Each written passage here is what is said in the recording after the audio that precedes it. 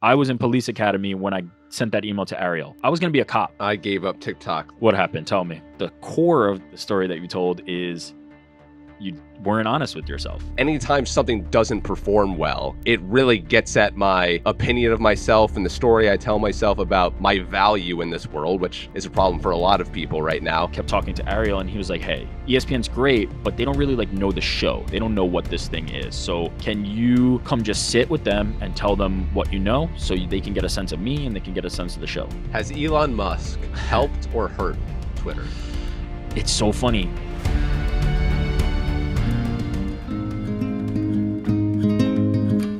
Before we start, I just want to butter you up and say that I legit, I look up to you. I admire you.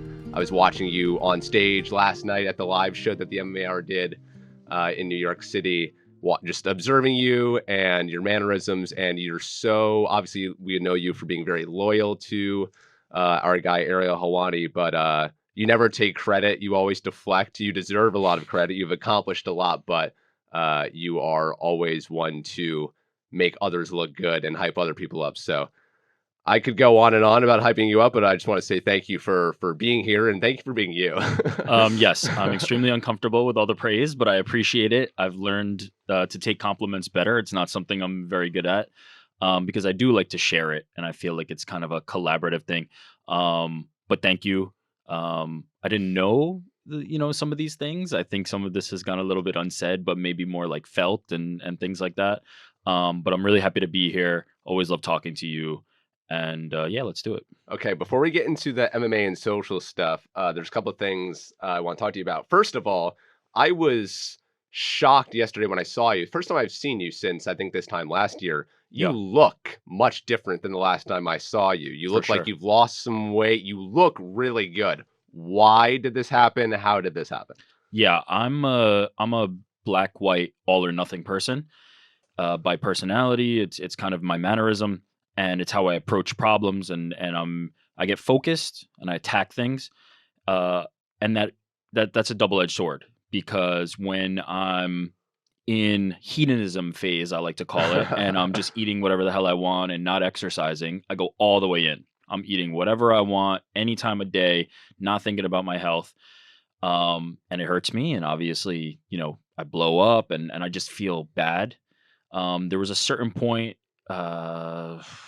maybe 4 or 5 months ago, where I just decided not like I need to make a change because I need a positive thing in my life. It wasn't really like a vanity thing. It wasn't really like I feel fat or don't want to be judged or whatever.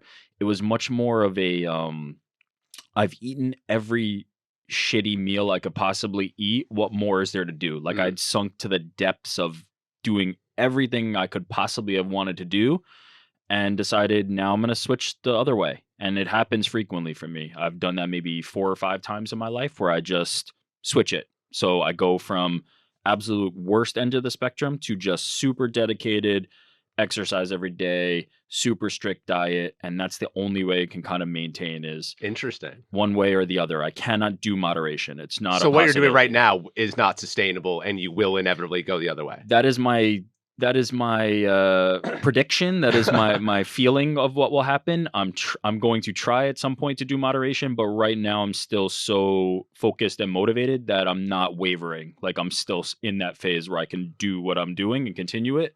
There will be a point where it becomes impossible, and we'll see. Hopefully I Interesting. can find moderation, but it's not been something I've been able to do in the past. So what does what you're doing right now, what does the diet plan, the exercise plan look like? Yeah, it's pretty simple. It's nothing with artificial ingredients, nothing. I wouldn't call it a raw diet. Like I'm not eating like raw meat and things like that. But the things that I eat are from the earth, sustainable, no artificial ingredients, and what else? Yeah, like I try to cut out dairy and things like that, but it's not like I don't count calories. I probably eat more calories now because I eat a ton of fruits, ate a ton of sugar. Like I eat tons and tons of sugar. It used to be Sour Patch Kids and now it's apples and grapes. Um but yeah, it's not I couldn't do counting calories. It's I don't want to like manage my day that way. So the way I do it is just by making sure that my body is in a place where it can process everything super fast because of how well I'm treating it.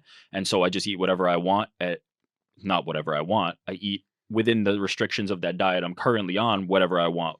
And I'm also intermittently fasting. So I Mm, do 16 on and 8 off. I eat between noon and 8 p.m. yeah.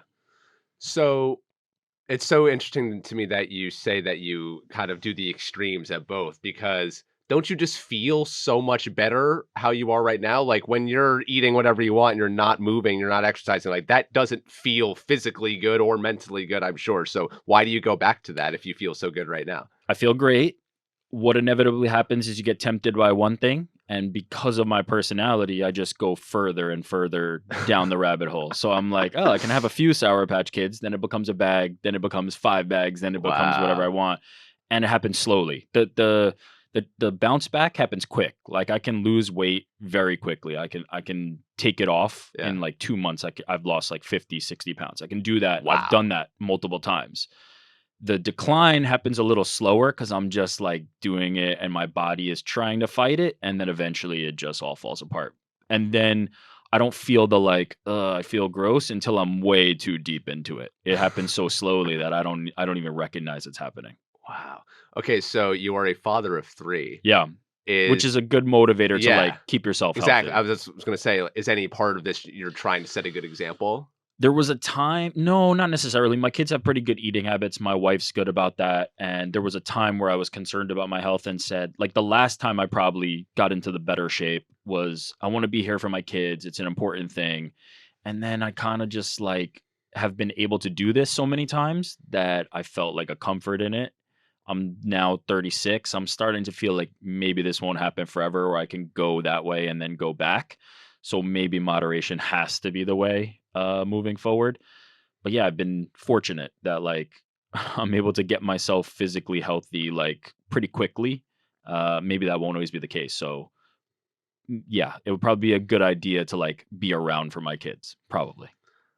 On the subject of fatherhood, this is something Yeah, I'm dying to think about. You are a very proud father. for sure. Um, you just had your 3rd child very recently, mazel tov, as they Thank you. say. I don't have too many friends who have had kids yet, maybe a handful. I know there will be more in the coming years, but I'm just so curious, what is that feeling like? And it is the 3rd time different than the first? Just what is that feeling like of bringing a new life into this world? What is the hospital like that day? Which that whole process? Yeah, I'm gonna try to avoid being super cliche Okay. because I'm sure, you've heard every variation of like each time is different and special. The reality is the third time is not as special as the first time. Yeah. Like it is just not. Like the first time you have a kid, it's super like sensitive and important and you want to do everything right. But then after having the first kid, you realize that there is no doing everything right. And now you've loosened up and now you understand like this is just life. It's not this like fantasy philosophical like thing. It is a real life thing. Now you have a child and you have to raise this child and you start to like the romance of it starts to fade away and it becomes life and it Yeah. becomes real. And so now the second kid, you have less of that. Now by the third kid, you have even less of that. So it's it doesn't change how much you love a child. Like, of course, like I'm not gonna sit here and be like, I love this one first, this one second, this one third, but the experience is so different. You now got the reps of not only just like having the kid, but being a parent. Um, but yeah, like the day this I had two girls. I have a about to be 6 year old, a 3 year old, and now I have this 2 month old boy. And so this is my first boy. So that was obviously something different. You have to get used to that. And having now a boy, after having two girls, we've got like kind of the family we want and feel comfortable with the three.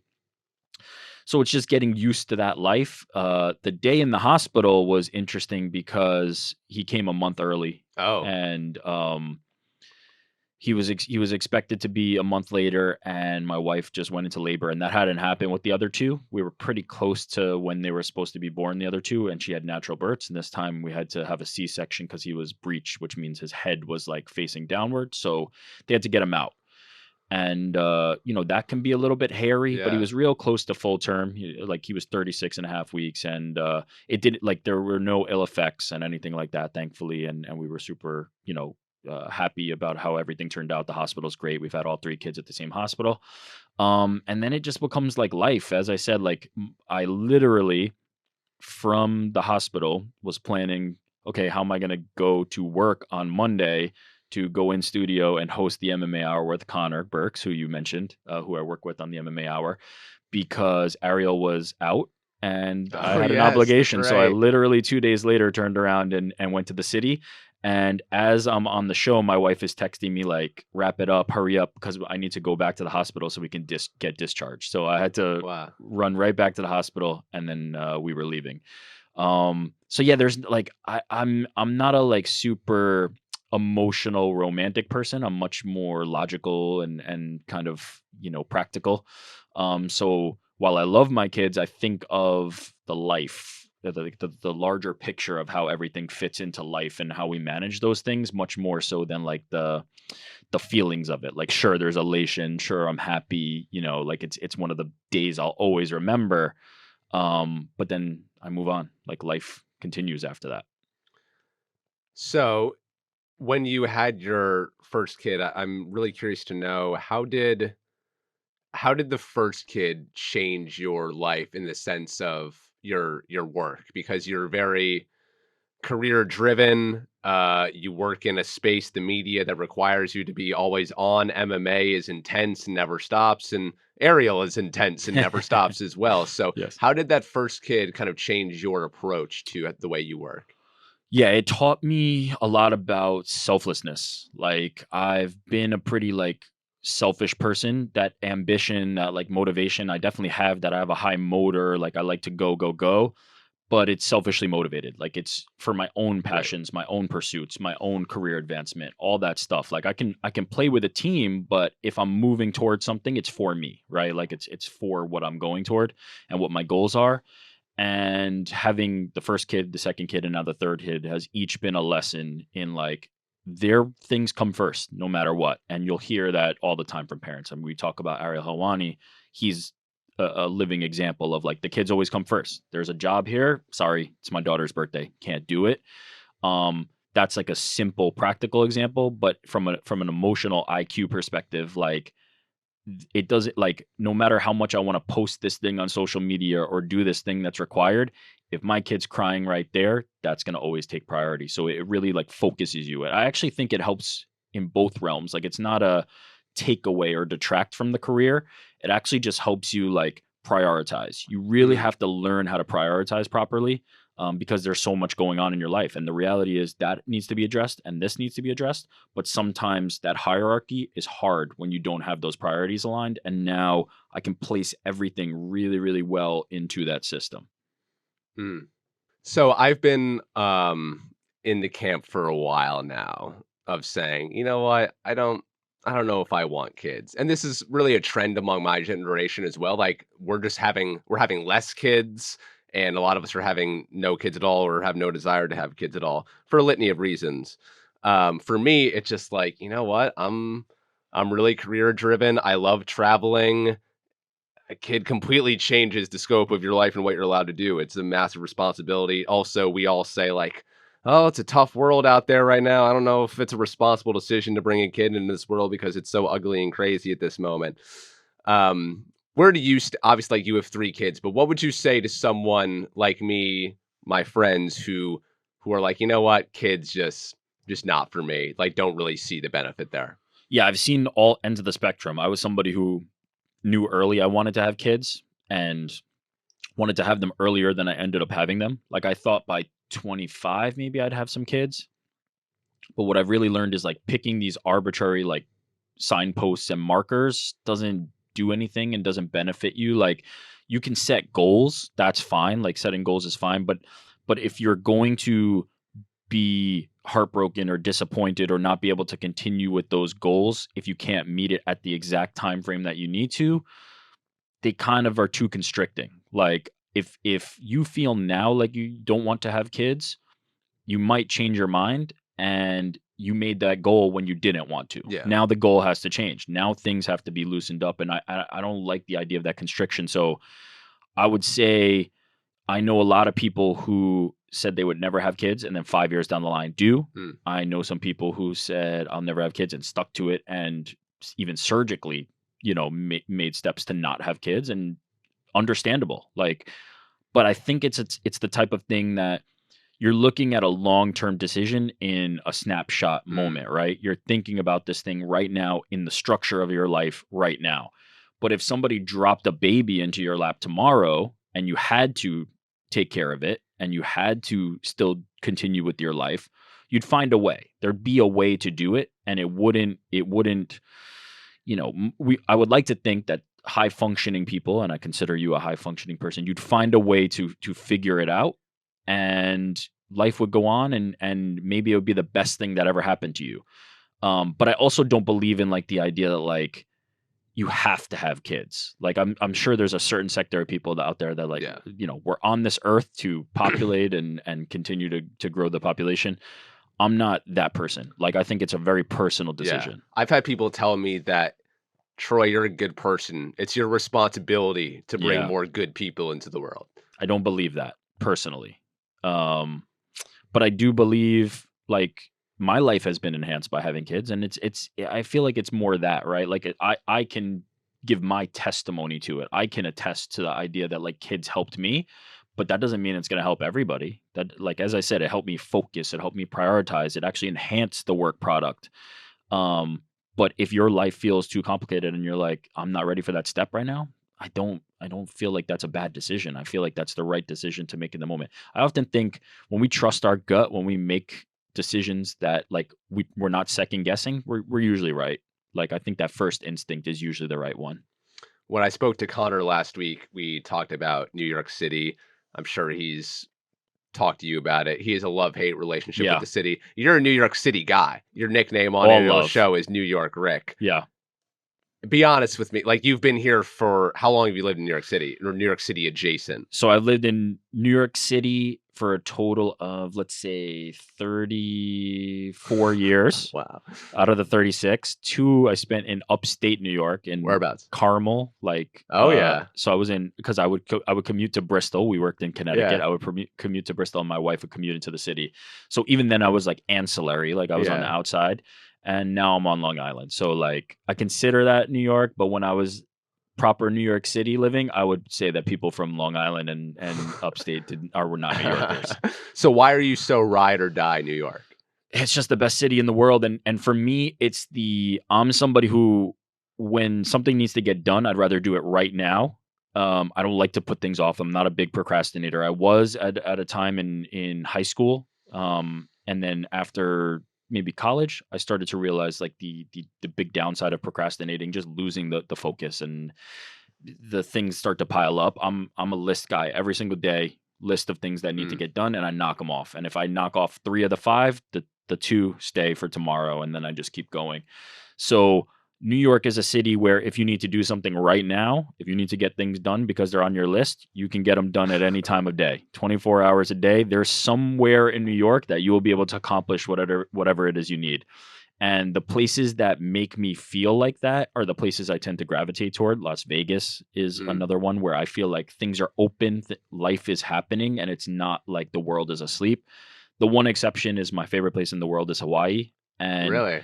I almost feel like it's like an opposites attract thing where I like to move fast, and Hawaii's not slow. I wouldn't consider it slow. It's actually frozen. Like life is Yes. frozen in Hawaii. It is Yes. just standing still, and that like calls to me. When I go to like California and places that like life's a little slower, it bothers me.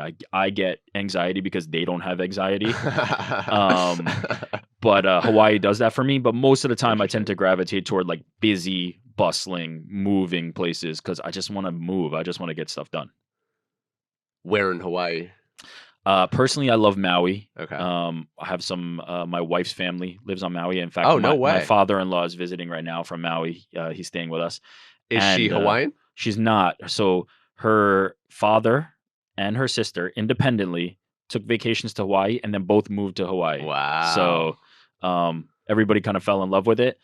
I love Maui because it's more like family life. It's and don't get me wrong, I'll stay in Honolulu all day, and we have some family there. That's where the sister lives. The father's in Don't Maui. like Honolulu. But Honolulu's just like it feels industrious, and it feels like if I want that, if that's where I want to be, I can be in New York. Like I can do Yeah. the version of that really like speaks to me. If I'm going to Hawaii, I want to like climb Haleakala and like just like Yes. chill. So I'll go to Maui. But you've never been curious to go like live a fast life elsewhere? You've never wanted to? Because I'm like a person like I thrive on new experiences. Like I love doing new things and just throwing myself into different environments and adjusting and seeing how I do with it. You've never wanted to do that. Only if I've ever had that fantasy or daydreamed about that, it's only been from a practical perspective of like, wow, the taxes would be a lot lower here and the house would be 4 times the size because New York is not a cheap place to live.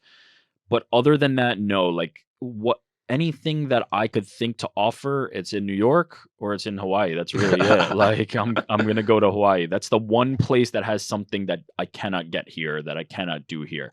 It might be more expensive, it might take more time, it might be more frustrating, but I can always get something that I need here in New York. Yeah. I will never be at a deficit of being able to achieve things. Okay, so let's transition to the MMA social part of this conversation. Ariel at the live show last night, he loves telling the story about how you in 2011, I think it was, Yeah. wrote the infamous email. I won't read the email here, but basically you said that you admire him, and if there's anything you can do, like work on the show, work with him, whatever. Somehow you finagled your way there. Yeah. But then I'd heard this part of the story of the you and Ariel story once, but I would like to go more in depth about it because it's Sure. kind of wild knowing how ESPN operates. So Ariel left Vox, where you guys were working together for a few years, for ESPN in like 2017, 2018. Yes, that's right. 2018. The dream place that Ariel had wanted to go. And you stayed at Vox, or like you quit Vox when he left? When he left, I got the sense that like Vox just thought I was in the same spot, right? And it's not an anti-Vox sentiment. I work at Vox now. I Yeah. love Vox. It was a huge opportunity for me at the time, and now it's a huge opportunity for me again. But the feeling I got when Ariel left Vox was like the ship keeps moving. Like we just keep going on and you're in that spot. And I didn't feel that way. Like I felt like, whoa, like Ariel's gone. Like what's happening here? Yeah. And like this was a show that I had worked on for 8 years, and I just didn't feel that same way. I didn't feel like, okay, let's just keep the wheels turning. And so I had a full-time PR job at the same time. So I would only work with Ariel on Mondays. At the time, the show was only Mondays. Now it's Monday and Wednesday. And I was getting a day rate. I was a contractor who would come in, produce the show, edit the show, post the clips, like I was all in one. Wow. Any post or pre-production, make the lower thirds. I was the guy. So I was doing all that and getting a day rate on Mondays. And quite frankly, like I did it because I loved it. I didn't do it for the pay. And so when Ariel left, it felt like the show kind of left, right? Yeah. Like the show was there, but Ariel is the show. Like that's what the show is, at least in my mind. Certainly there was an era where Luke Thomas was hosting it, but that didn't feel. Wait, the show stayed, but Ariel left? Yeah, the MMA Hour continued. Oh, I had no idea that happened. Yeah, the MMA Hour continued. Luke Thomas hosted it, and Ariel did his show at ESPN. And so, as you can imagine, those things that didn't feel the way that I thought it would play out. And so it wasn't like I didn't like quit Vox. I was just like, hey, like I'm not gonna work on this anymore. Like I'm good. Like in terms of the contract, I was a paid day contractor, so I was just like, okay, like hands out, clean, yeah, and I will do PR full time. And I didn't even think like, hey, I'll work with Ariel again. It was just like okay, end of an era type situation. And then I started to just keep like Ariel's my friend, so I just kept talking to Ariel, and he was like, "Hey, ESPN's great, but they don't really like know the show. They don't know what this thing is. So can you come just sit with them and tell them what you know, so they can get a sense of me and they can get a sense of the show?" So I did that, and ESPN was receptive to that. I feel like they would not be receptive to that. They were super receptive to that, just from the perspective that like they didn't even want to do the show. I don't know if that's trade secrets, but like ESPN hired Ariel to do reporting, news, create new shows for ESPN Plus. The MMA Hour equivalent that was at ESPN, which was Ariel Helwani's MMA show, was because Ariel pushed for it. Like they were not even going to do it. So he's like, hey, I have like a really good audience for this. We should probably do this. Like, to his credit, hey ESPN, like here's a good thing for you. And they had to ramp it up quick. So now they're like, we don't know what we're doing either. They're kind of coming up with this stuff on the fly. To their credit, like they did a great job getting it going. But as you can imagine, I've worked with Ariel for 8 years now. At that point, you could say, "Hey, help us," and I was fine with that. And they were giving me, a part-time rate to come in and do that. Okay. And then at some point during that run, the social media gig opened, and that's when I made that transition there. So yeah, I was assisting just as much as I could to help them kind of like understand Ariel, understand the show, and get up to speed. Wow. Yeah. I had no idea because I would have thought that like ESPN employees who were thrown onto that show would have been like, who is this outsider? Like, and because like I learned at ESPN like people hate like when you go above them, and Yeah. people hate when you step on toes, and like stay in your lane, and that.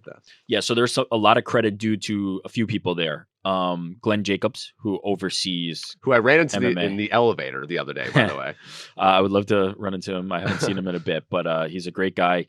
Had the foresight to say like this could potentially be good for us. Let's take advantage of it. And then to the people working on the show, Nick G, Jake Lebowitz, and others who were producing that show, Elisa Harrison, Oh yeah, and Jordan. yeah, Jordan might not have been there at the time, but that group, right, the production team who works on MMA, and they welcomed me and were really like not how you're describing, right, like where you could be like, let's box this person out, Yeah. like they're not here to really help.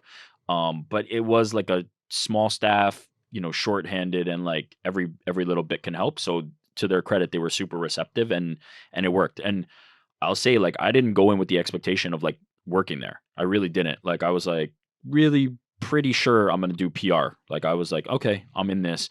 But when the social opportunity opened up, that's when I jumped to it. If it had just been like, hey, can you help on the show for the long haul, I would not have done it. Like, at that point in my life, the production aspect of what I was interested in was really waning. Like, I wasn't interested in the production side as much anymore.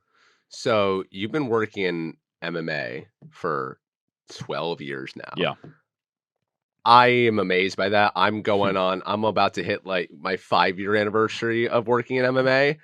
And there's some days where I'm like, gosh, I don't know how much longer I can take this. I can't believe it's been 5 years, because I remember meeting you at campus at ESPN, and I can't believe it's been 5 years. How have you lasted this long? MMA for, my self-improvement audience who maybe isn't as in tune with it, like, it's a dramatic sport. It's also nonstop. Football has an off season. NBA has an off season. MMA's off season is 2 weeks at the end of the year. Like there's probably something happening. Like there is no off season. Fights every weekend in multiple leagues that we all care about. There's drama. There's bureaucracy. There's a lot of sketchy characters. There's a lot of toxicity. Like there's so much bad in the combat sports world that it gets to me sometimes. The last year, especially, there's been a lot in combat. That's, gosh, like, I don't know how much longer I can take this. So I'm amazed by you. It's one of the things I admire about you, that you've been able to be in this space for so long. What do you attribute that longevity to? Yeah, it's a simple answer. It's working with the people I want to work with. It's Ariel, right? Like, he's the focal point of that. Like, I knew when I sent that email, for people who are not familiar, I sent an email to Ariel. You want to read it? No, I do not. But just, I was a kid living in New York, intern at Gawker, and just wanted to work with Ariel. I literally said, I just want to work with you. That was my one ambition. And so that has carried me to here, and I feel exactly the same. It's working with Ariel, but working with people like Connor, and now Mysterious Frank, and Joe and Alex, and all those people, and even you, and all the other like characters that I come across in MMA. It's that camaraderie, and being like, I want to build stuff with these people, regardless of what the sport is. I'm confident that if the team is right, if the people that you're working with are right, you'll find the right angle for it, right? You'll make it not miserable. You'll be able to filter out some of that toxicity. You'll be able to filter out some of the jadedness and the things, because you're working with the people you want to work with. And I owe everything to MMA. Like, it has afforded me a life that I could have never imagined. It's amazing, and so, isn't it? as jaded as I can get, and feel like this card's not as good as this card, or this fight's not as good as this fight, and this person saying this, at the end of the day, if I went back in time and told myself 12 years ago that I'm going to be making a full-time living in MMA, I'd be over the moon. That was all I wanted to do. And so I've achieved that and I'm happy with it. And I owe MMA and I owe Ariel, obviously, specifically a huge debt in that regard. But the way it keeps refreshing itself and renewing itself is the people. It's 100%. And I feel like that's true of any job, if Yeah. I'm being honest. Like who you work with, I think is way more important than what you're working on. So in 2011, when you sent that email, you were obviously a big MMA fan. Just a fan, but huge. Yeah. What are you now? I'm not a fan anymore. Definitely not. Like I don't even consume MMA from a fan perspective. When I'm watching fights, I'm thinking about what's the social play, what's the reaction, what are we going to talk about on Monday? It is purely an analytical thing now. It's just a content machine that's in my head. It's definitely sucked some of my like fandom enjoyment out of it. In the rare opportunity when I'm not working a fight and I can just watch a fight, then I'm a fan. Then I get to enjoy it. But that's super rare. Like I'm pretty much working every weekend from that perspective. So I wouldn't consider myself a fan anymore, not because I don't love the sport, but just because the way my brain is working as I'm in it, it's just completely different. When did you make that switch? Yeah, when it became like a weekly grind, probably honestly when I got into the social media part of the gig at ESPN. So that's 2018, early 2019, really, where it just switched. Like I had to now consume this in a completely different way. And there are no weekends where I'm just like sitting back. And so maybe if there were, social media teams tend to be smaller staffs. If there was more people, maybe it's like I get an off week more often and I can maintain that a little bit. But I'm not, I'm definitely jaded from a certain perspective, but I'm not like, what's the word I'm looking for? I don't have resentment toward it. Like I'm perfectly comfortable and happy with my relationship with MMA, and I'm confident that like one day maybe I won't be as locked in the week to week to week, and then I'll get to enjoy it in a completely different way again. It's not like a no turning back moment. I don't feel like it's in this box and it's going to be in this box forever. Okay, Ariel, if you're listening to this, skip this section. So when you were at ESPN, you got the chance to work with a couple more on Yeah. camera people, but primarily you've been married to Ariel for a decade now. Have you ever wanted to work with someone different? Just not because you dislike working with Ariel, but just to work with someone else. Of course, I always want to work with different people. What I find though is like Ariel is the best, right? Like I gravitate toward people who are high performers, who are efficient, who get things done, who have ambition beyond like, the surface level. And like I'm not like I don't tend to gravitate toward like the people who are there to collect the check and then go home. Not that I have it's not a judgment. Like I'm not philosophically like judging. Like if that's the best way you can manage your life and that's going to take you to where you need to be, all for it. But those are not the people I typically gravitate toward. I tend to gravitate toward like people who are dreaming bigger and thinking about these things, and I want to go on the ride with them. Like cuz I wouldn't consider myself particularly creative. I'm much more like grounded, foundational, as I said, practical. And so when I can work with people who have these larger thoughts and can collaborate with me, it tends to be a good marriage. It tends to be a good relationship because I can bring that aspect to it and they're bringing the creativity and then we're working on something and it's growing and I like that process. To answer the specific question about like different people, like, yeah, like it's not a like situation where Ariel's my guy and I can't do anything with anybody else. It's like that's just a perfect relationship and we're great together and he's the best. And so I really enjoy that. But I would never like not work with somebody. Yeah. So MMA is a grind. Yes. Social media is a grind. Yes. As well. How long have you been working in social for now? Early 2019, let's call it. Okay. So coming up on 5 years. So similarly, like a 24/7 thing, a lot of negativity, a lot of toxicity. How have you been able to last as the 4 or 5 years working in social media? Yeah, that one was a harder thing to adapt to because the switch was turned on and I had to ramp up quickly. And so, whereas MMA, I was a fan for a long time and had that ability to kind of ramp it up. For social media, like I had to learn social media quick when I got to ESPN, and Tessa Hirsch, one of my amazing collaborators,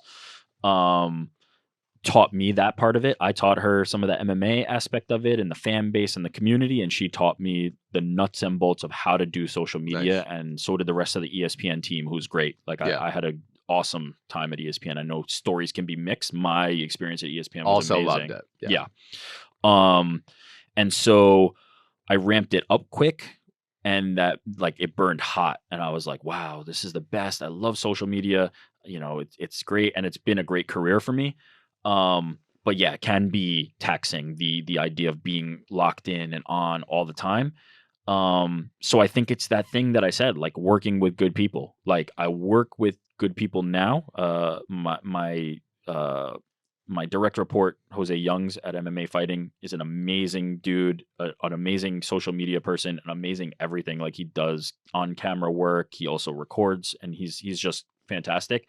And when you can work with people like that, there's a little bit of an ability to say like, okay, the ship is in good hands. I can check out for a little bit, his turn on, and then I'm out, and then we, you just figure out ways to check out. Honestly, you figure out ways to separate yourself from it. Because I'm a fan, because I'm on social media, I'm never going to be able to fully Yeah. kind of do that. But as I said, when you get kids and now your priorities become different, you can figure out like, okay, like I have to because I have this birthday party or I have this thing, and life kind of necessitates it. So it was more like just growing older, having kids, the necessity of having to like focus, because I was traveling every month for ESPN to all these pay-per-views. I went to Australia, I went to all these different places, and I couldn't even fathom trying to do that now. Jose does that part. So as I Yeah. said, like it's that collaboration, it's that balance. I like working with people that can like offset each other and figure out how to do that. So it allows me to step back, and then when I come in, I hit it hard. I just do as much as I possibly can. I want to get into nuts and bolts social media and kind of where we're at with all the respective platforms Yeah. now. But first, before we get there, I want to ask you. So you made a shift from production to social, and now you're also leading people as well, where people are looking up to you. When did you know it was time for you to make that transition? I ask selfishly because for me, I've made 1,500 podcasts over the last 4 years. Like, I've done a lot. I'm kind of reaching a point where I'm like, you know what? Like, I'm good with this. I'm not the window for improvement for me now is so small because I've done this so much. Like, I would be like, I'm ready for some kind of change, like with like stay in this space, but do something different. When did you kind of hit the point where you're like, you know what? I'm good. I don't need to do this part anymore. I didn't quite hit that point in the same way because it was more of an opportunity-based thing, right? Like, saw an opportunity to work full-time in MMA, social that I didn't know as much about, but I was bringing something that ESPN needed, and I would Mm, say, ESPN MMA was a great account when we were running it, and I think, it worked out for everybody. It was more me jumping at an opportunity to do that than necessarily feeling like I needed to make that shift. But as I said, like, I was kind of feeling like capped out on production and not necessarily where I wanted to be. Quite frankly, I really got into production to work with Ariel. yeah. It always comes back to the people. It's not really kind of that, but that sentiment like rings true with me, like what you're talking about in terms of feeling like maybe this skill set is, or my particular skills might be better served in a different area because I'm feeling a certain way about it. I always encourage that instinct. People come to me, and I talk to like college kids, and I talk to people all the time about the idea of like, hey, I really want to do this, but I don't know. It might be this. I feel like, again, trust the gut. I said that earlier. Like your first instinct is usually right. So if you're feeling that discomfort, if you're feeling that unease, I would always encourage kind of exploring new options. But what I also feel is like a lot of these roles, a lot of these gigs, I would dare say like I'm in a similar spot. There is a ceiling on where vertical mobility is, Yeah. right? Like you're at a spot where you've done so many podcasts, you've achieved the things that you can kind of achieve in this line of business. I'm talking to you like you're an MMA fighter. In this line of business, that like, what more is there? Not that Yeah. like we're ever done, right? There's no completion of it, but like you've done enough that it feels pretty comfortable. Most of the time, you can translate that skill set to something else and really do it pretty capably. Like if you're a professional, if you show up on time, if you're able to lead people and do all those things, most of the time, if you're doing a shift, you can settle into it and figure out the thing. I said I learned social media but I had the skill set. I had been managing people for a long time in the PR side of things. I had been interacting and communicating and producing. And so I collected all these different skills that when I went to social media, all I had to have was the playbook on how to learn the few things that you need to know to get started. And then I kind of found my Yes. way to it. So I'm a big believer in like that change, in that like drastic shift, because it tends to not be that drastic. Like you really have minimal things to learn. What you've learned over the years is how to carry yourself, how to be a professional, how to do jobs and do all those things, and then you can kind of learn the other parts of it. Now, don't get me wrong, can't be a doctor. You can't just say, "Hey, I'm going to switch to being a doctor. I've learned all these things." You have to do the certifications and figure out that stuff. But other jobs that are similar, like white collar type jobs where you're in an office and managing people and doing these things, they're kind of there's a lot of mobility horizontally, I think. Yeah. And then maybe you can get to a sector where now the vertical opens back up. Now you can be an even bigger manager, manage more people, oversee more things. So if you're hitting that cap in your industry, I would move horizontally and then upward, and that typically is an available path. Social media. Yes. Which app are you spending the most time on these days? Yeah, last time we Just spoke, your own consumption. yeah, last time we spoke, we talked a lot of Twitter. Because Elon had just purchased. Elon had just purchased it. It wasn't X yet. We were talking about Twitter, and everybody was talking about the demise. And I think at that time I said TikTok. I'm a big fan of TikTok. Is it still TikTok? I wonder what yeah, you know what? In my personal life, it's still probably TikTok. I Okay. really enjoy TikTok. The algorithm is really strong. I like that format of video, and I'm just on the other ones so much for work purposes that I kind of like to check out from them. So like TikTok's a nice little escape. Okay, so you're not spending as much time work purposes on It's TikTok. an easier platform in terms of posting, from the perspective that like you can really like duplicate some things that you're doing on Instagram and other platforms and how you're cutting vertical video. And also you don't have to worry as much about the algorithm dinging you where you do on a lot of the other platforms. Like their algorithm's pretty good on discovery. And so you don't have to worry as much of like, is this a great post, a home run that it can't miss? Otherwise, I might not post it. TikTok, you can kind of get away with posting some Okay. things that are not as engaging, and sometimes they hit. Sometimes they randomly hit. It's more of a swing and miss type platform. So yeah, it doesn't consume as much of my bandwidth for work purposes. So I gave up TikTok like 3 weeks ago. I just like it just What happened? Tell me.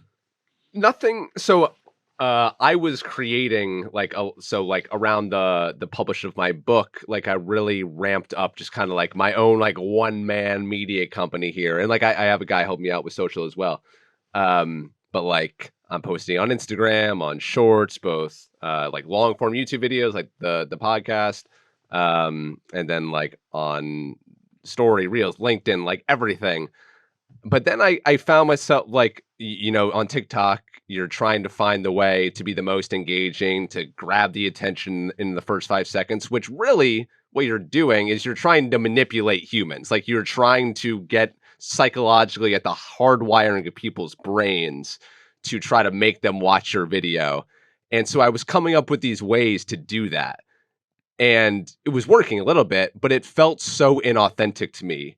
And kind of morally wrong. Like I feel a big like with social media, like I feel like there's so much inherently morally wrong to all of it that I can't look past that. So I was like, you know what? I don't really want to create on these platforms if this is how you have this is what you have to do, the levels you have to sink to succeed well on them. So I just was like, this isn't me. And anytime something doesn't perform well, it really gets at my ego and my opinion of myself and the story I tell myself about my value in this world, which obviously is a problem for a lot of people right now. And I've tried for years to overcome that.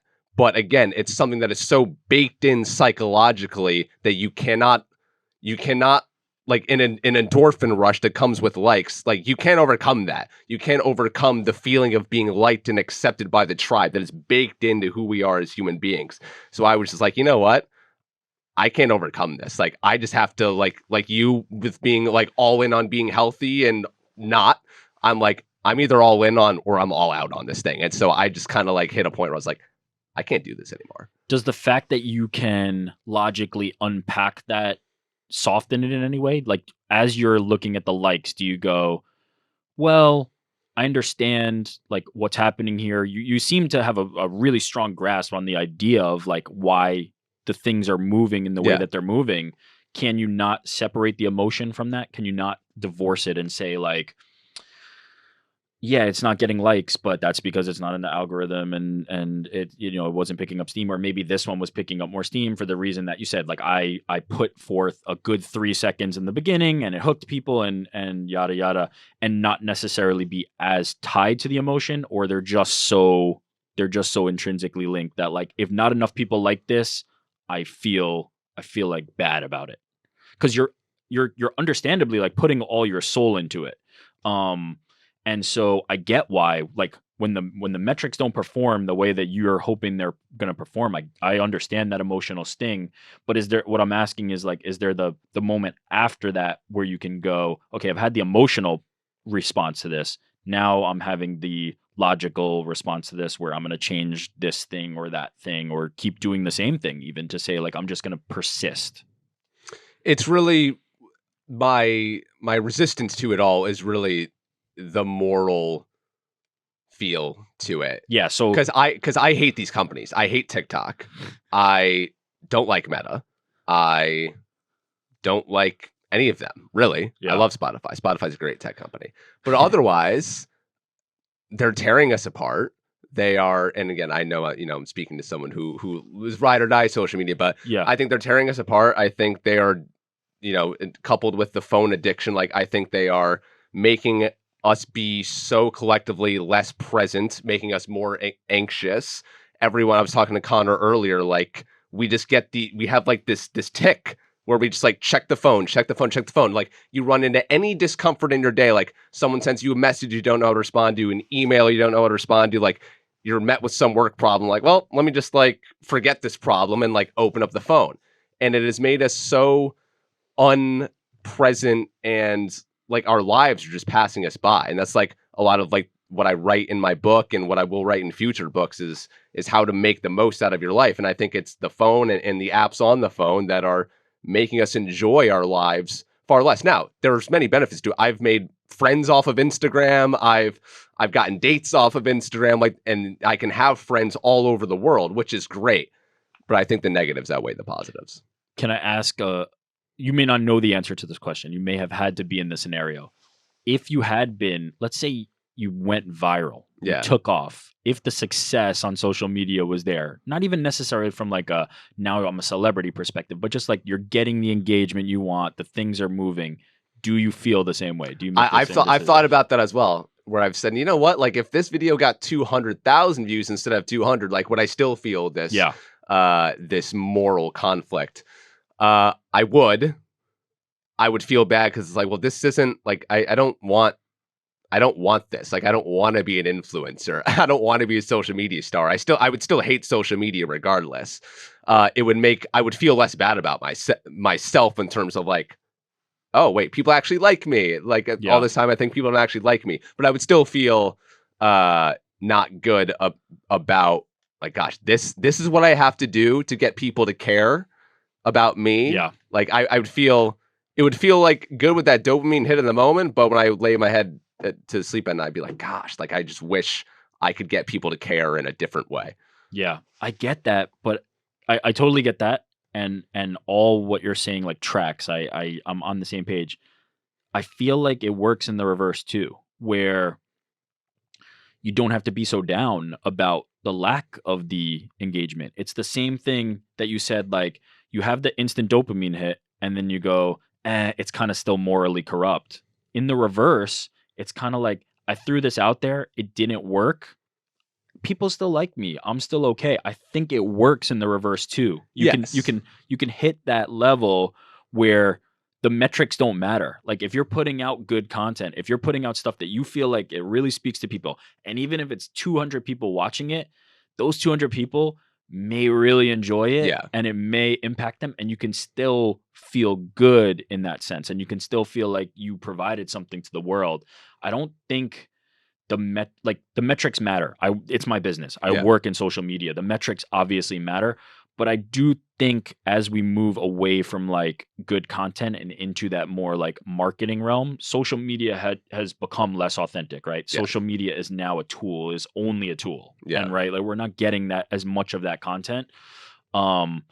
People can lose sight of that. I don't think our values are tied to social media in the good, but also in the bad. Like I think we are all better than what the metrics say on social media, and I think we're not Yeah. as good as the metrics say when things are doing well. We're all just like trying to find our way. So that's why I'm curious about like how you unpack the idea of like, yeah, this didn't do metrically what I thought, and then you assign value to it. But if it was positive, you'd go, I feel good in this moment, and then you'd remove the value. You'd say it's almost like a non-win situation. You're always taking the value away. You're always taking the good part away, and I feel like you deserve better than that. Like, I do deserve better than yeah.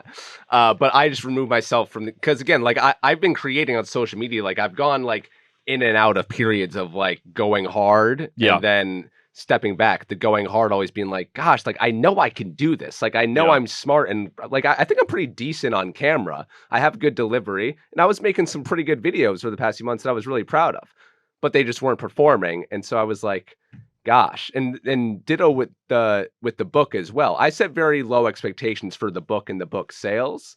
I was like, okay, first book, self-publish, unestablished author. Anyone who knows me from MMA podcasting, not from self-improvement for Yeah. young people. Like I'm getting into a completely new era. Set your expectations low for the book and just enjoy the process of writing it. Like if you sell 10 copies, like that's fine. And my entire time writing the book, that was my MO. I truly felt that and believed that, and I loved the process and I learned so much. But then 2 months after the book launched, the sales weren't where I even like my low, like they were at like my low expectations. And I couldn't stop myself from being upset about that. Yeah. Because like you hold on to this, like what if this sells like 100,000 copies? And then you go, Of course. you think about that, like, wow, I could not be making any podcasts anymore, and I could actually like pursue my first love, my first passion of writing.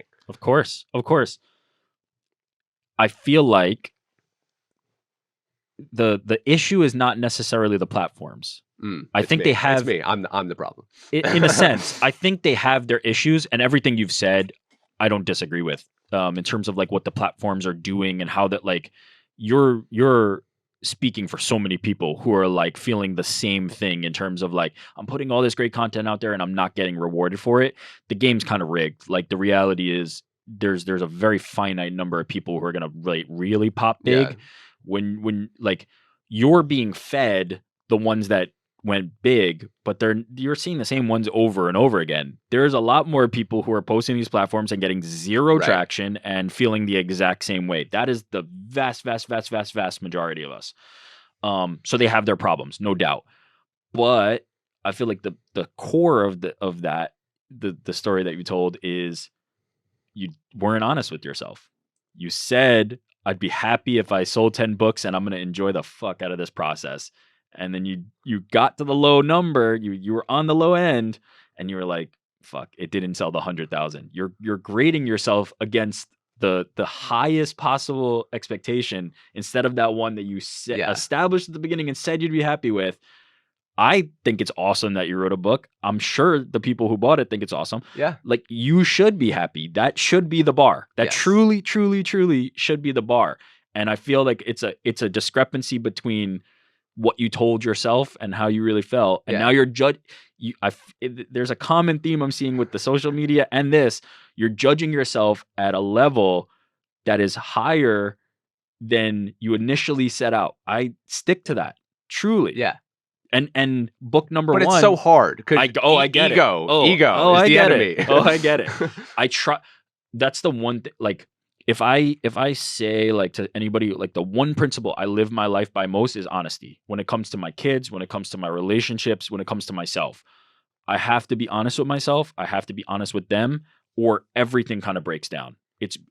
Like it's much more important to me than like the idea of like, I don't even know. There's lots of ideas that people kind of like feel about themselves. To me, the number one guiding principle, the number one thing I always live by is honesty. So when that comes to like, hey, look in the mirror, like, are you doing the best for your health and things like that? That's an honest conversation that I'm having, and then I'm trying to change something or doing something else. When it comes to my kids, like they have to tell me the truth, and I'll tell them the truth. And I feel like if I live my life that way, everything kind of works really, really well. Like nothing's gonna be perfect, but honesty has been a really, really good guiding principle. And I think if you said to yourself, "Shit, I think this is gonna sell 100,000. I'm banking on it selling 100,000."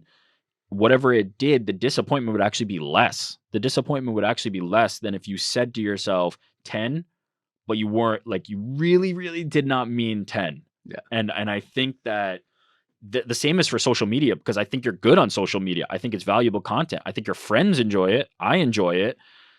Are you removing something good from the world potentially? Instead of focusing the content on those first 3 seconds and hooking the people that you're hoping to get that are like outside that group, maybe just make the content for us. Maybe just make the content for the people who really I know. care. I've thought about that as well. So I've been criticized on social media for being an oversharer. Sure. I am very honest. So everyone says like, oh, I hate social media. It's just a highlight reel of your life, not being yourself. On social media, I'm like the most authentic, vulnerable version of myself. Like I get deep. I talk about the bad stuff. I talk about the bad stuff way more than the good stuff, because like that's what's going on in my mind in that moment. And I use Instagram primarily as the method for distributing how I'm feeling, because people generally like there's not that many people saying things like that I am. Do you think authenticity in that way and like the oversharing is a good strategy? It depends on the honesty of it. So like there's being honest for honest sake, and then there's being honest for like what I think what you're describing is like people being skeptical, right? I think what they're probably thinking, certain people are thinking, is he sharing this because this is the honest feeling, or is he sharing this in a performative way that there's something underneath it that is trying to be shared on the back of the honesty? If it's because you're trying to express yourself and be truly honest, I don't think there is an oversharing. I think like that's dope. Like I think that's a really cool thing to like give to people. But there's also, and I'll readily admit, like I benefit from this. There's a security blanket there. When you're overly honest, or not even overly honest, as I said, I don't think there is an overly honest. But when your guiding principle is honesty, and you're always being honest, there's an element of I hurt myself, so you can't hurt me, right? Like if I'm telling you, if I'm an open book and I tell you everything about myself, what I'm protecting myself from is you can't tell me anything, because I've already told myself that. You can't hurt me. Nobody can hurt me. I've already told myself. I'm invincible now because I've been so honest. Is that a protective mechanism, right? Like I think about that myself. Am I doing this because like I truly believe in this principle, and I'm doing this because I want to be honest and I feel like it puts my life in perspective? I say mostly yes, but there's probably times where it's also benefited me, like as I said, like no, if I'm hurting myself, if I'm saying to myself, looking at myself in the mirror and having those hard conversations, what could you say to me that's going to make me think worse about myself than that? Like there's a protection element to it. And I think that's where probably like the skepticism of it comes from. But I'm in the other camp. I'm in the like sharing like true feelings with the world for the sake of just sharing those true feelings and connecting with people, I think is like one of the coolest things you can do. Like I just truly believe in it.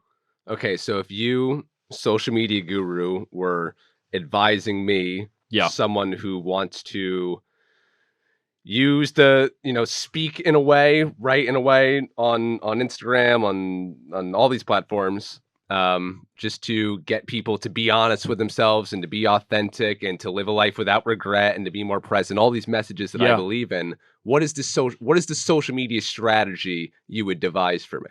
I would do exactly what you're doing. I wouldn't change a thing, because the people who are skeptical, we're always going to be skeptical, right? The people who look at that and go, well, what's he doing that for? We're never going to kind of come along on that journey anyway. They're looking for something else, which is fine. Like you can find something else. The people who look at that and go, that's really like candid and I wish I could do that myself, they'll come with you. But are they going to come with the numbers? Like there's the vanity of it too. Exactly. There's the idea of like how many people. And when you're being so open and raw and honest, and you express yourself in that way, and the numbers don't come with it, it's like that hurts. Yes, but is it for you or is it for those numbers? Exactly. If it's for you, then it's good. It's always good. Yeah. I truly believe in that. But yeah, no, like I'm breaking these things down in like very like emotionless kind of simple ways. It's way more complicated. There's so much ego, as you said, and emotion wrapped up into it. No, and even as you try to convince yourself, like I tell myself, I don't care, I don't care, I don't care. And then I catch myself caring, and then I remind myself, no, don't care. It's hard. I almost feel like go the other way. Care.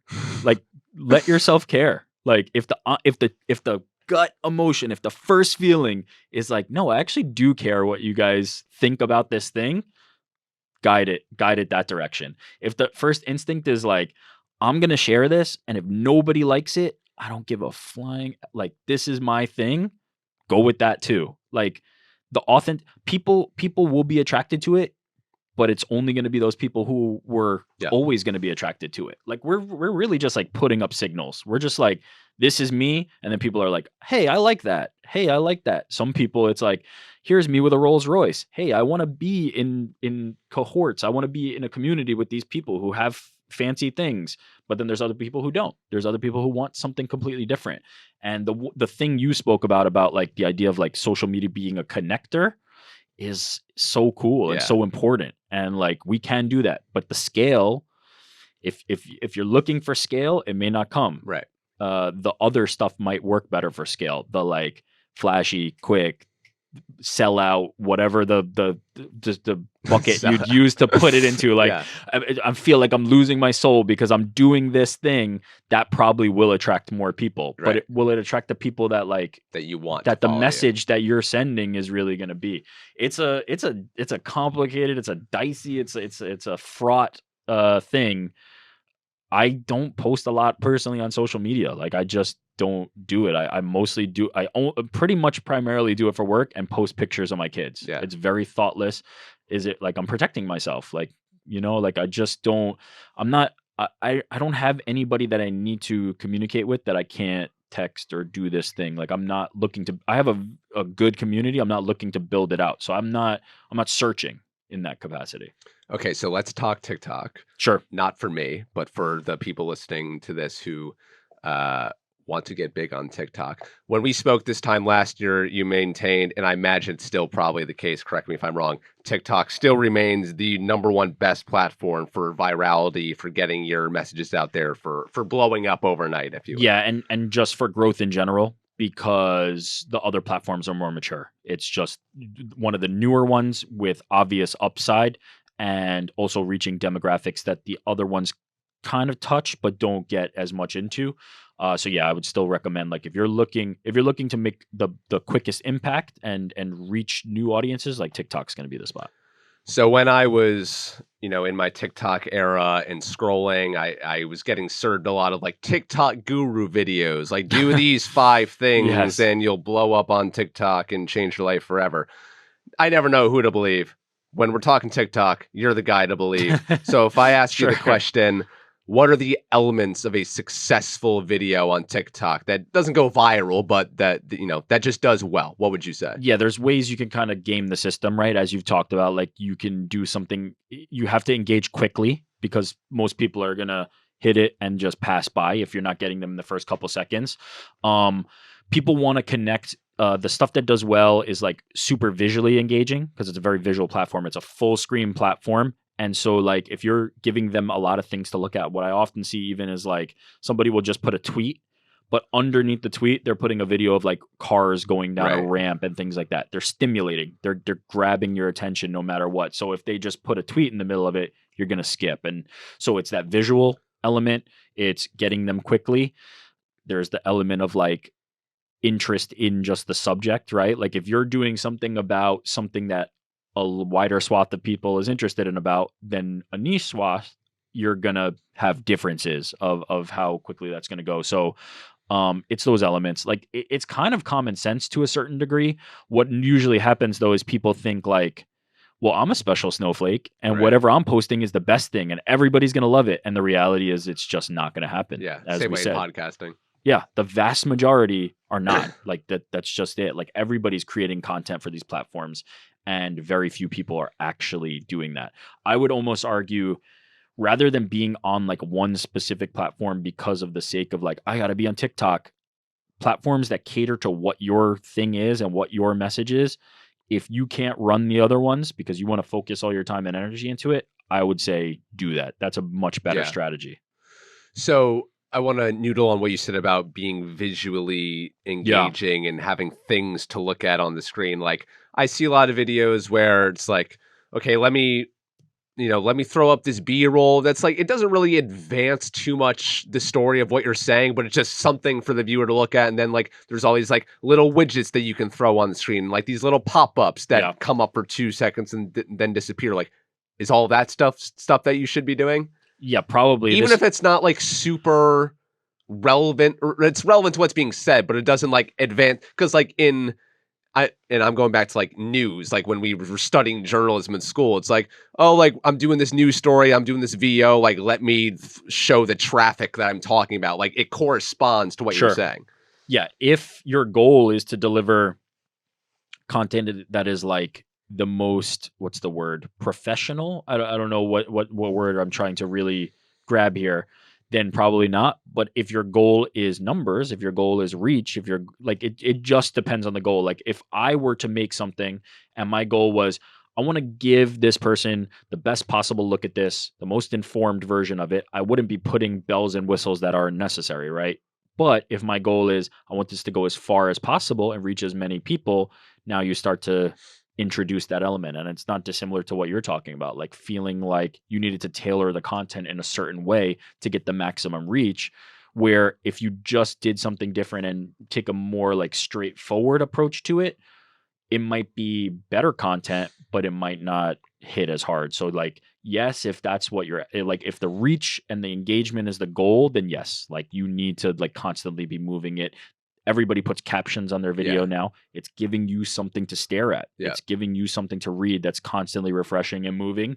And we're just like, we have reptilian brains that just like turn on and we're just like, yeah, here we go and watch it. It's that simple. It really Do you is. think the shorter, the better? In terms of the length of the video? No. Like I think actually TikTok's kind of rewarding algorithmically like longer videos because TikTok's watch time is like comparable to like Netflix in terms of how long they're keeping people on platform to like actually watch the content. Wow. So even though the videos are not long, they've expanded. That's incredible to think about. Yeah. People are watching more of it because they're just on the platform. So I don't think there's like the sweet spot's probably like 30 to 60 seconds in terms of length, but I also see quite a bit of long form content. They kind of encourage that, and as they expanded the length of videos that you could post, they're kind of like algorithmically saying like, hey, check out these longer things and stick with us, because at the end of the day, they just want to keep you on the platform so you can see more ads and you can see more of the content and stick, and they can sell advertisers like, hey, you could advertise on that other platform, but their users are spending 10 minutes a day. Our users are spending 2 hours. So come here. Now, TikTok, Instagram, YouTube, anytime you do a Google search about like how to like do Instagram the best in 2023, you never really like get a clear answer on it. And the platforms themselves aren't very transparent about it. So how do you know? How do you keep up with the trends? How do you know what's actually working? And it also changes so constantly with these platforms. Yeah, it does. There's a few things, like I'm a power user compared to somebody with a personal account, right? I'm running a brand account where I'm posting so many things a day that I get so much feedback, right? Like if you're somebody who's like, hey, I posted 3 videos this week, I can't kind of follow the trends. Well, yeah, I post three videos an hour. Like I'm Yeah. I'm able to use the data and figure out those things because I'm using the platform so much. Like that data is coming to me. So it's talking to other people in the social space, it's having connections with the platforms that are saying like, "Hey, we're prioritizing this." Are they ever going to open up the cupboard and say like, "This is the algorithm?" I think X actually did in some capacity. There was some revelation on that, but most of them are not going to say, "Here's how you game the Yeah. platform," because then everybody's just going to game the platform. It's going to turn only into that. But I think enough people are smart enough and have figured it out where you can kind of fine tune it and figure those out as they change. But it does change quickly. Like one thing that may be prioritized now all of a sudden is not Reels is a great example of something that Instagram was juicing forever. Like Yeah. that was a huge priority for them. Now they've shifted that back. It seemed like a lot of user feedback contributed to that, and Mm. they've shifted away from that. Now it's more of a hit or miss kind of TikTok-y platform where things go big or kind of stay small. But those priorities constantly shift. It's more about like get data, and that's not feasible for everybody, right? Right. I can't tell you like, hey, Joe Blow in Ohio, post 30 times a day and you'll figure out the platform. Like that's kind of silly and the content probably won't do well. But that's how I'm able to kind of keep tabs on it, in addition to relationships with platforms, in addition to like I work with other social media people who run other accounts and can say, hey, we're seeing this, are you seeing this? Yeah. And that's how we do it. The accounts that you're running when you're making the decisions of what to post, how much of what you post is based on gut feeling? I know this is going to be good, and back end analytics driven decisions. Most of the time, it's a combination of those things. It's a gut feeling of that the analytics will support this. Does that make sense? Yeah. It's like a feeling of like I know what the analytics say. My gut says this is closely tied enough to what the things that the analytics have rewarded before, so I'm going to trust that this will perform well. And sometimes, most of the time, you're right if you have enough data. Sometimes you can be wrong, and it just wasn't the right mix of things or didn't kind of cross over to where you wanted it to go. But the gut is kind of important in just like it's less of a gut and more like a curation thing. Like how good can you get at curating is kind of Yeah. the game when you're running a brand account. Like I know what the audience is after. How good am I at finding the things that they want? You're running an art gallery, right? Right. Like they like this type of art. Here's this type of art. Maybe that painting didn't work so well, but most of the time you're pretty good. Working in social media, now when you were in ESPN, you and Tessa Hirsch, who you referenced earlier, were like in the trenches, posting everything. You're Yeah. making everything that you're posting. It's my understanding you're not doing all of the making anymore, right? Yeah, there's more of split duties, but the teams are still small. Like social media, even though it's so funny. This is gonna sound like whining, griping, but it's a reality of the business we're in. Uh, the social media team is one of the most like essential teams, right? Yeah. Like if you went to a business or a brand and they didn't have a social media team or account, it kind of like it would lower their status in your mind most of the time. They're also the ones that are the tip of the spear facing consumers and audience the most like directly, right? Like we're salesmen. We Right. are representatives that talk to the consumer directly. Yet at companies, most of the time, social media is thought of as the last resort or the thing where like it's a catch-all. Everything goes. It's like, hey, we've got this thing coming up. Can you post about it on social media? Well, it doesn't quite work like that. Like that's not engaging content. That's not really how it works. But they just think of it, everything funnels to social, when in reality, social should be at the top. I mean, maybe I'm biased. Social should be at the top of the pyramid where it's like this is the platform, this is the thing that we are most directly engaging with fans on, and outside of like retail, right? If you're a retail seller, your store is going to be number one. But if you're just a brand and you're looking for awareness, social is the thing where you're going to connect most directly with your fans. Yeah. So it should be the thing that informs the rest of it. It shouldn't be the thing that like, hey, we're just funneling content to social, we think this is good, here, let's just throw this up, we've got this thing coming up. You should be thinking much more critically about how you're handling social. And so sorry, I lost the question there. Well, I was just going to ask you about what, how much you're making today, and then how you determine or act better yet, how you have gotten better at Yeah. delegating other people making, because you used to make everything, and Yeah. so you knew what you wanted, but now you aren't making as much. You have to tell other people, hey, here's what I want made. Yeah, I got into that track because thinking of the small teams. The teams are still just as small, but my delegation was a skill that came to me later in life. I just was not good at it. I'm Yeah. a doer. And when you owned the MMA Hour, like you're like the lead producer for so long, like you own every aspect of the show. Yeah. That's what you're used to.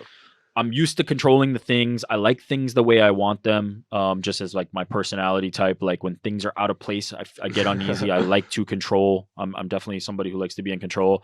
But delegation is really important. Like Yeah. I've come to it later, but I am a big believer in the value of that. And also like you're enhancing other people's abilities. If you are somebody who always takes on the thing, you're going to make yourself miserable because everybody's going to come to you, right? Now you've added 6 different things that everybody comes to you for. You may have done it that one time to just show like, hey, I'm a team player. I can do it.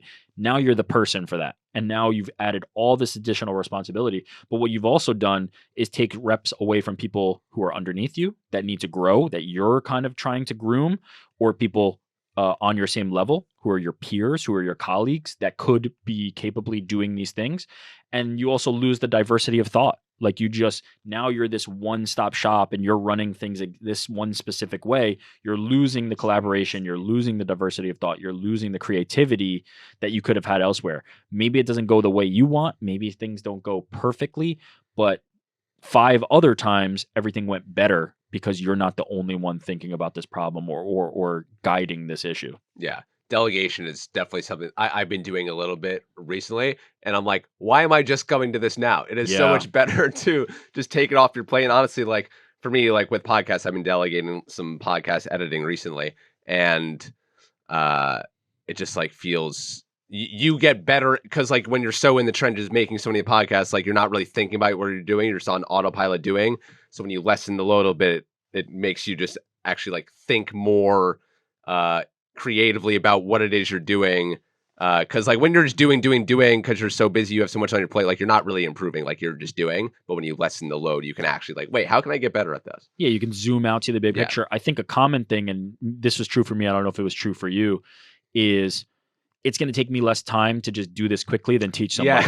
Yes. So I'm just going to save time. Yep. It's just an efficiency thing. I'm just saving time. Yeah. In the long run, you're costing yourself so much time. And it's more annoying to explain it to someone. Oh, I don't want to do it. It's hard to communicate it. Yeah. And then if you added up the time that you spent that they could have been helping and learning and improving and getting to that level, you've now wasted all that time that you thought you were saving. So it really does shoot you in the foot. And as I said, I came around to it late. I was not like a good delegator for a long time. It was the thing that every time I had a report on my performance, what do you want to improve? What do you think you can do better? It was never like a core function of my job. It was never like, I think I did this and I can do this instead. It was always, I need to delegate. Always. And then I never did it. Yeah. And then I started to do it and reap the benefits. Yeah. So if you're a creator and you want to expand just beyond TikTok, you're doing TikTok and Instagram and YouTube and LinkedIn. Can there be a one-size-fits-all approach? Can you post the same video to all of those same platforms, or should you make specific moderations that work best on those platforms? For example, I've been hearing on Instagram, correct me if I'm wrong, like on Instagram, you should do like you should do a carousel, and your first thing should be a photo. And in the bottom right, it says like swipe to watch video, and then you swipe over to the video. That specific thing that you're talking about works because of the simplicity, right? Like it's like, this is obvious what this is. Great engaging photo, swipe, reptilian brain. Oh, duh, it says to swipe, so I'm going to swipe. From a philosophical perspective, you should probably tailor the things to the platform if what you're seeking is the most possible reach and engagement on those platforms, but it becomes a time thing, right? Like, is it worth the time to adapt? If you're in a situation where it's like, I could post all these things to all the platforms, it won't be perfectly suited for it, but it'll save me a lot of time. And this wasn't going to be something that I was expecting that was an engage like in a crazy way anyway, it might be worth saving that time. It truly might be a good business decision to say, yeah, let me just do it that way. If you have the time and it's going to be best spent to do that, you should customize for each platform. Okay. But it becomes a time management situation. Would you advise, what's the better strategy? Trying to do 4 platforms or trying to do one really well? One really, really well. Focus in on where you're having success. And then when you get to the point that platform is built to where it almost what you talked about, like, runs itself, right? Or you're in the grind of like, hey, I'm just producing a lot of podcasts, but how automatic does that become at that point, right? You're so good at it, it becomes automatic. Now that platform is in a good spot, and you can kind of divert the resources to others, rather than they won't grow individually if you're spread too thin, not doing things custom for each platform. If you're somebody who's a business professional and you're not really like good and don't have a camera and want to be on screen and TikTok doesn't make sense to you, make a great LinkedIn post and you'll get way more traction on that. Go where you feel comfortable, go where you feel your audience is, start there and then build out. If you have bandwidth to try others, I don't think there's anything wrong with experimentation. I think you should learn about these platforms and maybe find out where your best platform is. But I don't think the idea of like, I'm all in on all these 5 and I'm just going to crush it, it's just not going to work. Yeah. Yeah. Has Elon Musk helped or hurt Twitter? It's so funny. When we were talking about this last time, you were like, is it a good thing that he bought it or is it a bad thing? And I said TBD. Yeah. Because like, we really don't know the answer. Honestly, the answer is still TBD. Like, I feel like what I definitely felt at that time when we spoke, the sky was not falling. Everybody was like, oh, Twitter's dead. Yeah. RIP Twitter. Yeah. I'm getting off this platform. Those same people who are getting off the platform are still there, Yep. whining about the platform, doing the same things. So Twitter's not dead. X is not dead. But it's way too early. Like, it really depends on what the long-term strategy is. It seems like, based on Elon's moves, that sustainability and profitability and actually making Twitter a platform, or X, I keep calling it Twitter, old habits. Call it Twitter. It's funny Yeah. how like we just refuse to accept this. It's so ingrained. I don't understand the basis of it, but it does drive discussion. It seems like profitability and making it a successful business are way more important to Elon than it was to the previous regime, right? Like, Yeah. their business was out of sorts. Like, it was a platform that people enjoyed in a certain way. And I don't think that he's hurt the, or hampered the enjoyment in a particularly noticeable way. Like, I definitely see some people who feel like they're not being served the same things, right? That the algorithm's not responding in that way. But I would say, most of those people are not jumping to Threads. Most of those people are not Yeah. seeking other platforms. They're kind of still staying where they are. It seems like the metrics would indicate that there's more activity on the platform now than there was previously. So I think it's going in a direction toward being a better run business. Does that mean a better platform? I think is still kind of like murky and being worked out. Like, Elon's playing with some of the enforcement and the moderation and the community note stuff and things like that. I think it's still too early to kind of like have a real determination on that, but I'm interested. I'm interested to see how the journey goes, but it seems like his focus on making it a better business kind of trump and supersede the other parts of it. And so I would suggest, if you like it, stay. If you don't like it, go. Like, I don't think you need to be married to any one platform. I think something that we talk about in combat sports, in pro wrestling and MMA a lot is you just got to get the people to care. If you're in the middle where no one cares about you, that's the worst place to be. If Absolutely. they hate you, that is far better. So I think Elon has done with he's made a bunch of crazy moves within the last year. X was like the head scratcher. Why are we doing this? Yeah. So many other moves throughout the past year since we last spoke. He's done. It's publicity. And I think any publicity is good publicity. So I think it's in a better spot than it was a year ago. To a certain extent, but also like, the moves have been described as crazy, but like, what's the end result? Are they actually crazy? Like, how different is your experience on X now Right. versus Twitter? I think it's a better platform now than it was a year ago. Oh, so even better. I was going to say, I don't think it's even materially that different. Like, I would Yeah. say it was kind of like similar, but if you're saying even better in your experience, like, were they crazy? Yeah, and I think it's more enticing now. I mean, I don't have a blue check on. I actually just deleted my X account because I had enough of it. But you've got a blue check on X, and I now there's some monetization features on that. So I'm sure you're raking it in over there. Oh yeah, but it seems to be a better play. Like, creators before didn't really have much of a reason to be. It was just like, all right, like I can tweet out links to my articles and stuff, whatnot. But there was no like financial interest in it like there has been for TikTok and YouTube and Instagram for years now. It seems to be more creator friendly now. Yeah, it is definitely, and that's aligned with what I was saying, like, business is the focus, right? Twitter was not a creator platform. Yeah. Twitter was a news engagement, like, community platform. Now they're posting full podcasts on it. Now they're paying creators. The sums are not mind blowing, but they are something, Yeah. right? Where previously they didn't even It's have nothing. that. They're paying creators. They're doing that. They're limiting and, like, throttling people leaving the platform, right? Like, now they're limiting linking, or how obvious links are, and wanting people to not leave the platform. Right. They want you to stay. They want the content to be on X, which I think fundamentally from a business perspective makes a lot of sense. Yeah. Like, that is what I would do. If I were to come in and run the business, that would be something I would focus on.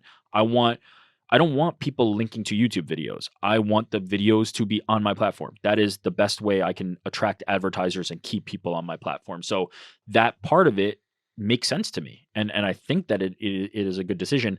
There are some people who feel like maybe, like, the heart of what Twitter was is gone, right? Or felt like, this thing, I liked it the way it was and now it's changing. And I understand that. Like, if that's your perspective, but I would just say go elsewhere. But that's the evolution of social media. We talked about this last time. Like, Facebook is no longer what it was in 2011 Yes, when it was just posting on your wall and seeing what your friends are doing. It has completely changed. And you said, like, oh, once money gets involved, that changes it. everything completely changes. And so now it's TikTok in 2018 was just about entertainment. It was just pure entertainment. Now TikTok is about a brand and business and selling things. These all just change over time. They end up kind of coalescing. They end up kind of, like, converging on, like, the same point eventually, but they have different maturity Yeah. cycles. But they do end up ultimately being an advertising platform. They end up being platforms that are focused on keeping people on the platform so they can sell advertising space. Yeah. It's not different than television. That is ultimately how they all start in different places, and then over the years converge to that one point. And Twitter kind of stayed away from that for quite a while. Like, Yeah. there were certain monetization levers that they had, in terms of uh pre-roll advertising on videos, but that was it for a long time. Otherwise, it would be like sponsored posts, which is outside, like, the function of the platform. And now there's inside the platform. Now there's actually on platform advertising. And so it's reaching that same point that other platforms have kind of reached. Your oldest child is 6 years old, as you Yes. said. So now you're probably getting to the age where you're thinking about, like, screen time with them, social media with Yeah. them, how much technology do I give them access to? And I'm sure they're already hooked on the iPad or something, whatever. So just as a Probably father, right now watching yeah, it. as a father, how do you think about, okay, how do I ensure that my children have the healthiest relationship with all this stuff?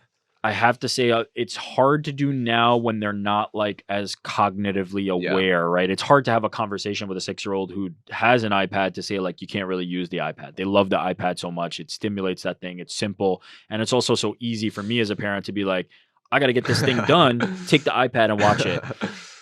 We're trying to build the healthy habits, trying to limit the screen time, trying to also just give them, like, alternatives. Like, let's go out and do a thing is a big thing for us. Like, Yes. we don't want to just sit in and only do that. Like, I'm not about to be the parent who's like, I didn't have the TV in the house. Like, I'm not that person. I watched TV growing up. So I don't think I could operate in a world where I'm just like, you can't have an iPad or you can't have access to anything digital. I would, knowing my own habits, that would drive me to want that thing more, and I'd end up trying to find Right. ways to get it.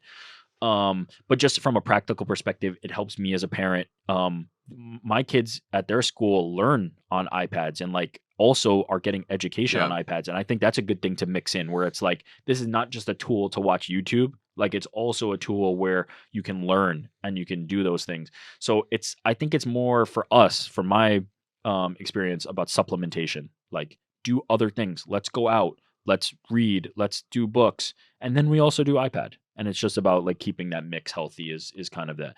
Now, once we get to the world of, like, what do I think my kids' social media accounts should look like and how they handle themselves on social media, that's going to be a difficult thing Yeah. to kind of navigate and manage. And I don't like the things that they're posting there in this, and I'm dreading it, but thankfully we're not there yet. But yeah, I mean, that world is coming for me at some point, and I'm gonna have to reckon with it.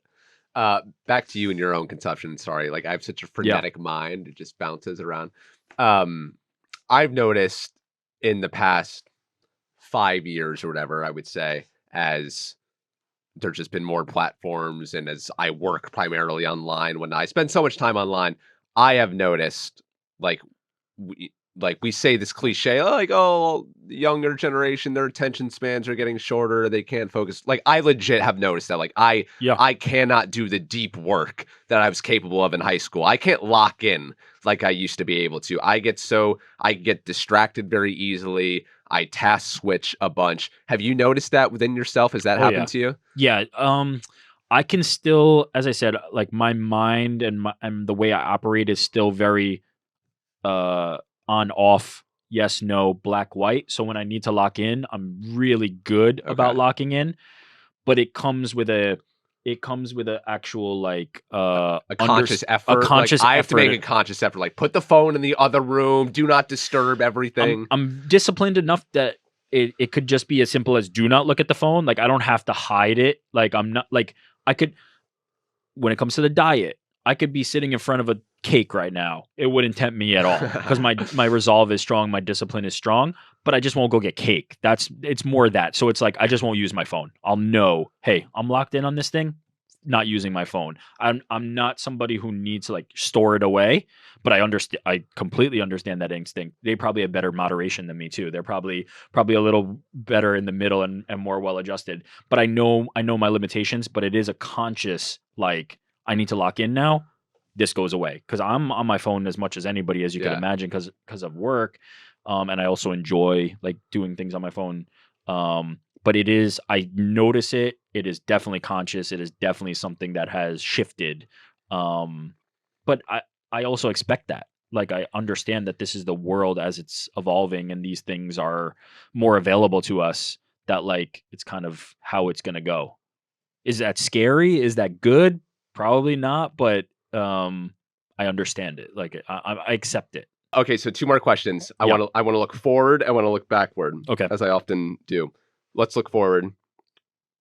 What do you want to be doing? What are you building toward? Where do you see this God, all going? this is gonna be the lamest answer because, like, I'm just gonna keep alluding back to things that I've already said, but it's working with the people. Like, what I want, I haven't set for myself, like, goals of, like, in 5 years, I wanna be the boss or the manager of this, or, like, I wanna be in this specific job.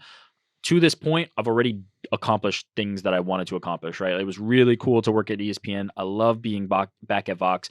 I've had kids. I've got a great relationship. I've got great family around me. All these things, like, all these boxes have kind of been checked, and I'm not, like, longing for something other than I want to continue to work with people that I really want to work with. So it's more of that. It's like continuing the ride of, like, I want to keep working with Ariel. I want to meet new people that we can work with and build and grow. Like, it's really that. Even, like, within the confines of Vox, like, I want to work with new departments and figure out new things. And it's always that, like, that's what I long for, is, like, the connection with people and being able to work with people. So in 5 years, I want to be able to say, I'm working with people that I really want to work with and have added new people to that mix. That it's not just the same stagnant number of people who I love and are my inner circle and would never say a bad word about, but now I just want to keep growing it. I want to keep adding those relationships.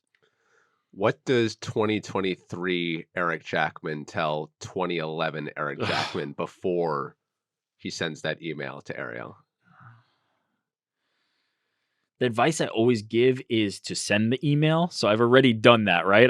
That version of me already checked that box. But, I mean, What would he say? you're probably, I imagine, correct me if I'm wrong, but I imagine this time you're a young kid, you're young, you're hungry, you're motivated. In the media business, you just need someone to take a chance on you. You Yeah. just need someone to believe in you. Like, you have the skills to work at many places, but in this business, jobs are limited. Yeah. There's only so much headcount at these companies, and it's a very turbulent and tumultuous business. There's only so much. And so you can be really good, but you just might not get the opportunity. And that's what kills a lot of, like, really young talent in this business. So For sure. back then, Is when it you were just young and hungry and desperate and looking for a shot, like, what would you tell him? it's the advice, it's how do we get to where we got? It's usually, like, when I ask people this question, it's like, it's all going to work out, Eric. Like, calm down. Like, just Yeah. stop worrying so much. There's definitely an Like element this is with the benefit of of the hindsight. hindsight. There's definitely an element of, like, I have to say, like, I'm a little bit of an optimist. I never thought it wasn't gonna work out in that perspective. If that email never got answered, I was gonna be fine. Like, I would've just moved to the next thing. I'm never somebody who I really don't look backward. I really do not, like, have, regrets. I know a lot of people say that. Truly, I live by that. Like, by the time this conversation's done, I'm thinking about the next thing and moving on. If I messed up, I messed up. If I didn't, I didn't. I kinda keep moving forward. So I don't know if I would have wanted or benefited from like the soothing because I feel like some people like it's like you're stressed out, you're gonna be okay. I was never that concerned about it, Okay. which is kind of funny to think about myself. It would probably be stay the course. It would probably be like trust your instincts. Like you're gonna get to that spot that you're gonna get because you are doing the things that you should be doing. Like I've operated that way, and it would probably be that because there's lots of opportunities like along the way where I could have like zigged when I should have zagged, and things would have gone differently. But I'm kind of willing to roll with the punches. Like I'm kind of like on that path where like if it didn't work out, I was gonna be a cop. Like I was in police Your wife's a academy. cop. My wife's a cop. I was in police academy when I sent that email to Ariel. I didn't know that. I was in the same academy class as my wife, and she got called. Like I was gonna get called in 2 weeks to a month to be a police officer. They were gonna call me. I passed all my physicals. I was great on the course. Everything. They were gonna call me, and then they did call me, and I deferred it. And I could have been a cop, and I think I would have been really happy. I think I would have been great. It would have had great benefits. It would have been a great job. My dad was in law enforcement. I would have loved it. It would have been fantastic. So like, am I too optimistic? Am I No. too not worried about like things going wrong? Because I feel like the advice would have just been like, "You're good, kid. Like, just like do it. Like, keep doing what you're doing." Like that said, at that time you said like I was, the young, hungry. I was not that at No. all. In fact, I was the opposite. I was stoner, sit on my couch, play Call of Duty all Were day. you? I was really That doesn't track at all. it doesn't. There was a point where it shifted, and part of it was my wife just being like, "Hey, you lazy SOB!" Like, Okay, so you were change it. together at the time when you were in the police academy? When we were both about to go in, we were together, and yeah, I was just like kind of wasting away. Like, I was maybe I would. This is probably it. I just talked about how I was like content. If something didn't work, I just like said, okay, on to the next thing. I was too content. I was too content Mm. to just like accept the idea. Like I tried that, it didn't work. I'm just gonna not do something now. I'll do something new. And I kind of like accepted a level of failure. Like I didn't really like push beyond that. Um, and so I was the opposite. I was not like super like hardworking, super motivated. I was a good student. I've always been like a good student. I can lock in, I can do tests. I'm good at that type of thing. Um, but I was lacking a bit of like motivation. I needed something. And so that's what that email to Ariel came from was like, I want to try this. I want to go this direction. And if I can get it, it'd be amazing and it'll change my life. And then it did. It actually worked out in my favor. So yeah, like go do something. Like don't be so content with like sitting around and playing Call of Duty and just not doing anything. But I was right on the cusp of getting there. I was Mm. right on the cusp of having that realization anyway, and I kind of just like found it. Yeah. Any regrets from the last 12 years? No, I have none. Like, how could I have 3 beautiful children. I'm friends with you. I'm friends with Ariel. I'm friends with all these people. And it's like, what could like, I don't know. It's a really hard question for me to ask because I feel like it sounds pretentious. I feel like it feels like a deflection. Like it feels like you don't have anything that you would not do differently. But I'm like in that butterfly effect, weird world. This goes differently now. Yeah. This doesn't happen. I'm so happy with the way things are. I can't think that way. I have to just like keep moving forward. Well, you've been moving forward, forward and upward for the last 12 years. You've gotten yourself into some incredible places, Eric, and I, for one, am very happy to have met you in 2019. And I echo the sentence about looking forward to working together, like with good people. I miss that. I do work with good people, but primarily remotely, and so I hope that you are one of those people that I get to I would work love with that. again into the near future. So thank you for joining me. Yes. Enjoy UFC 295. Keep up the great work. I look forward to the next live podcast that you and the MMA Hour crew do in New York City or Las Vegas or wherever. And keep up the great work. You're killing it. You're killing it here. You're killing it at home. You're just the best person ever. So thank you for being here and for everything. Too kind. Thanks for inviting me back. Thanks for having me. And let's get you in a positive spot on the social media. I feel like we can do it together. Yeah, I need positive spot on social media and also my health. Like it's been also like also with the bad spot social media the past couple months, also been like I've not been in the best space mentally because my physical health has been just in the absolute drain. I mean, listen to this run of bad luck. Yeah. COVID July. Yep. Diabetes August. Bronchitis September. Pneumonia October. That will take a toll on you when you're also creating stuff on the internet. Yeah, the physical is so linked to the mental. Like my mind is working differently now that I'm healthier. Like so, yeah. Let's get the physical positive, get the mental positive, and we're gonna kill it.